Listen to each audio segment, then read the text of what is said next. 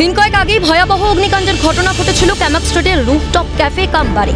অগ্নিকাণ্ডের এই ঘটনায় উঠেছে একাধিক প্রশ্ন। এই আবহে ঘটনার এক সপ্তাহ পর ক্যাফেটি ঘুরে দেখল সিএন।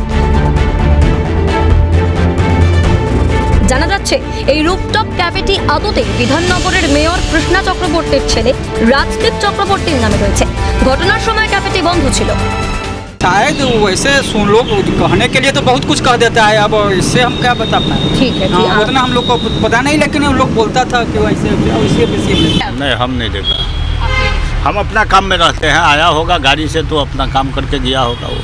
अच्छा, तो कैफे किसका ये आपको मालूम है? ये नाम से हमको जानकारी नहीं। ना, कोई ऐसे सुना था कि कोई गवर्नमेंट का ही कोई नहीं, ऐसा कुछ हम नहीं सुना। मालिक को आज तक हम पहचानता नहीं।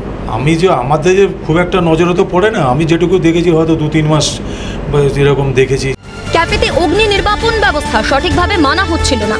আগুন নেভানোর কিছু যন্ত্র ছিল না, কিছু ছিল না, কি এরকমই পড়ে আছে।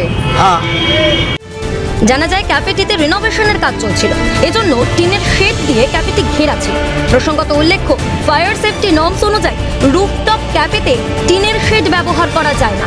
তারপরেও কিভাবে টিনের শেড দিয়ে ঘিরে ক্যাফেতে পুনর্নবীকরণের কাজ চলছিল। জানা যাচ্ছে ক্যাফের ট্রেড লাইসেন্সের জন্য 4 বছর আগে আবেদন জানানো হলেও সেটি এখনো মেলেনি। লাইসেন্স ছাড়া ক্যাফেটি এতদিন ধরে কি করে চলছিল? পাশাপাশি যে বিল্ডিং এ ক্যাফেটি তৈরি হয়েছিল সেই ভবনটি আদেও পুরসভার ছাড়পত্র পেয়ে তৈরি হয়েছিল কিনা তা নিয়েও প্রশ্ন উঠতে শুরু করেছে। কারণ ওই ভবনের পাশে থাকা দুটি বিল্ডিং এর মাঝের ব্যবধান অত্যন্ত সংকীর্ণ, তাই কোনো জায়গা না ছেড়ে কিভাবে বিল্ডিংটি তৈরি হয়েছিল তা নিয়েই উঠছে প্রশ্ন। এই রুফটপ ক্যাফের মালিক আদতে, যেটা এখনো পর্যন্ত নাম উঠে আসছে বিধাননগরের মেয়র কৃষ্ণা চক্রবর্তী, তার ছেলে রাজদীপ চক্রবর্তী, তার হাত ধরেই এই ক্যামাক্স স্ট্রিটের ক্যাফে চলছিল। তাহলে শুধুমাত্র এই প্রভাবশালী থাকার জাদু বলেই কি fire safety norms and regulation, Kolkata পুরসভার সমস্ত অ্যাসেসমেন্টকে বুড়ো আঙ্গুল দেখিয়ে দিনের পর দিন এভাবেই অত্যন্ত আশঙ্কাজনকভাবে এই ক্যাফে রেগুলেট হচ্ছিল কিনা তা নিয়ে ইতিমধ্যেই প্রশ্ন উঠতে শুরু করেছে। অন্যদিকে রুফটপ ক্যাফের ক্ষেত্রে এমার্জেন্সি এক্সিট অনুযায়ী সিঁড়ির মুখ দুদিকে করার কথা বলা হয়, কিন্তু এক্ষেত্রে সেই নিয়ম মানা হয়নি বলে অভিযোগ। এ প্রসঙ্গে দমকল মন্ত্রী সুজিত বসু জানান, তদন্ত হচ্ছে, তদন্তের রিপোর্ট হাতে এলেই বিষয়টি জানানো হবে। এটা জেনারেলি দেখার কথা, এনকোয়ারি রিপোর্ট আসুক, আমি জানিয়ে দেবো। ঠিক আছে। ক্যাফেটি কলকাতা পুরসভার 63 নম্বর ওয়ার্ডের অন্তর্গত। এ প্রসঙ্গে স্থানীয় কাউন্সিলর সুচিস্মিতা ভট্টাচার্য বন্দ্যোপাধ্যায় বলেন, গোটা বিষয়টি দমকল দেখছে, এ নিয়ে তার কিছু বলার নেই।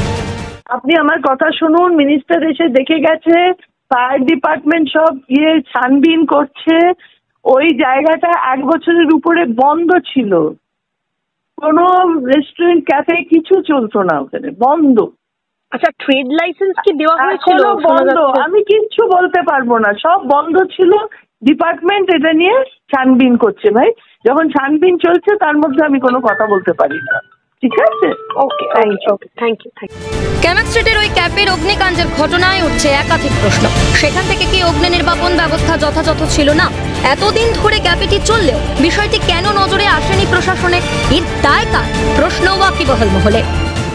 ক্যামেরায় জনি মণ্ডলের সঙ্গে অভিরূপা সাহা, ক্যালকাটা নিউজ, কলকাতা।